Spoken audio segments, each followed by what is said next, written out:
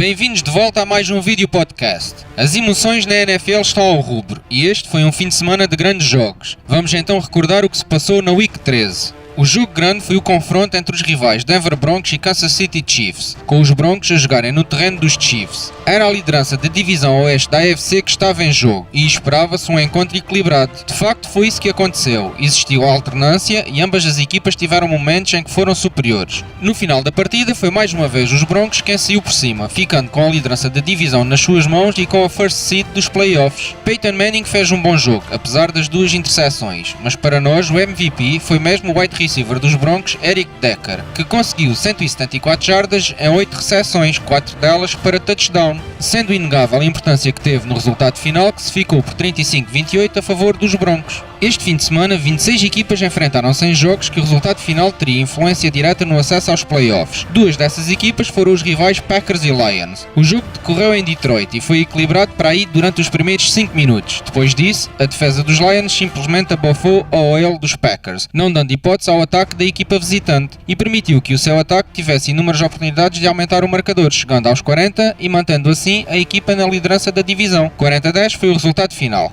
Os rivais Steelers e Ravens defrontaram-se em Baltimore e foi a equipa da casa quem saiu por cima, derrotando os Steelers que até vinham em recuperação. Com este resultado, os campeões em título conseguem alcançar o último lugar de acesso aos playoffs da AFC. Os Steelers ainda podem lá chegar, bem como várias outras equipas, por isso ainda nada está garantido. Resultado final 20-22. Titans e Colts, rivais na AFC Sul, defrontaram-se este fim de semana e mais uma vez é a luta pelos playoffs. Os Titans dificilmente chegam lá por via da liderança da divisão, que com mais esta vitória dos Colts parece garantida para os homens de Indianápolis. Mas os Titans ainda podem chegar aos playoffs pela seed número 6, não se podem dar ao luxo de perder mais jogos. O resultado final ficou em 14-22 para os Colts, se bem que o jogo foi mais equilibrado do que o resultado deixa transparecer. O jogo grande da NFC foi entre os Saints e os Seahawks. O jogo não teve muita história, pois a equipa de Seattle recebeu e venceu de forma categórica os Saints. Uma equipa que limita Drew Brees a míseros 7 pontos é obra. Os Seahawks provaram assim que são não só candidatos a vencer a NFC, como também a vencer o Super Bowl. Já os Saints que se cuidem, pois os playoffs já estiveram mais perto de estar assegurados. Resultado final 7-34.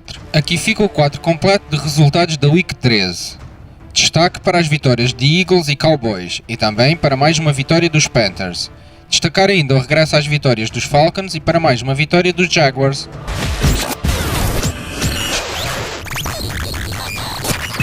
Na quinta-feira tivemos os jogos do Dia de Ação de Graças, que deram início à Week 13. E quem também quis dar o ar da sua graça foi o head coach dos Steelers, Mike Tomlin. Durante um return dos Ravens, Tomlin entrou em campo na altura que o jogador dos Ravens passava junto dele, impedindo possivelmente o touchdown da equipa de Baltimore. No final, como os Ravens venceram, tudo acabou em bem, e surgiram logo na internet as habituais piadas sobre o assunto. Mas quem parece não ter gostado da situação foram os responsáveis da NFL, que estão a analisar o caso e já se fala em perda de picks no próximo draft e uma multa avultada para os Steelers. Tomlin diz-se inocente. E vocês, que acham da situação? No final do jogo entre Texans e Patriots, o defensive end da equipa dos Texans, Antonio Smith, veio insinuar que os Patriots haviam espiado a sua equipa, pois não era normal a recuperação até à vitória que os homens de Boston haviam feito. Quando se trata de Patriots e a palavra espiar na mesma frase, as coisas tomam logo grande dimensão. Provavelmente Antonio Smith e os Texans não façam ajustes ao intervalo, e seja esse o motivo para tantas derrotas. Ou então os Patriots espiam as equipas, mas só usam o que sabem na segunda parte. Antonio Smith, entretanto, já veio dizer que foi uma brincadeira. E será que foi mesmo?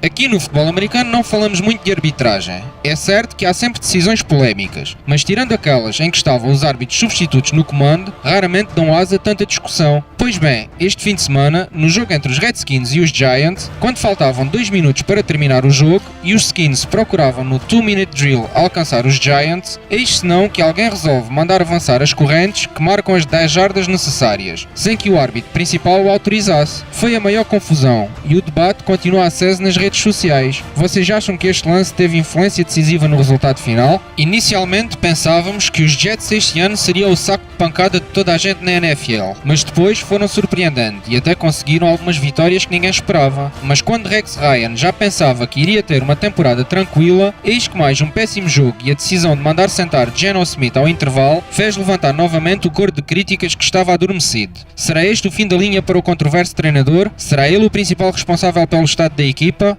Façam-se ouvir, fãs dos Jets. Pessoal, chegamos ao fim deste vídeo podcast. Não se esqueçam que amanhã volta o Fantasy com o nosso comissário Filipe Nunes. E eu voltarei novamente na quinta com mais notícias e a antevisão aos jogos da Week 14. Obrigado por estarem desse lado. Até breve.